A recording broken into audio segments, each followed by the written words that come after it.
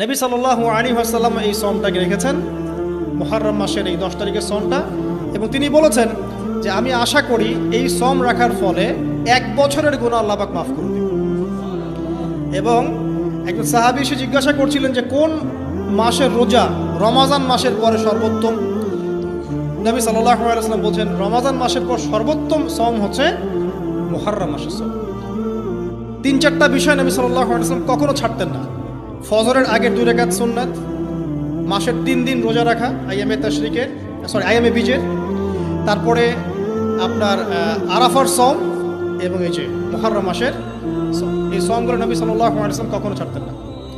আরও এসেছে একটা বর্ণনা, আমি এটা পেয়েছি ফয়জুল কালামের মধ্যে, যে আশুরার সওম রাখার পাশাপাশি ওই দিন যদি আপনি পরিবার বর্গের উপর খরচ করেন, ইনশাআল্লাহ আপনাকে সারা বছর আল্লাহর পক্ষ থেকে রিজিকের প্রশস্ততা দেওয়া হবে।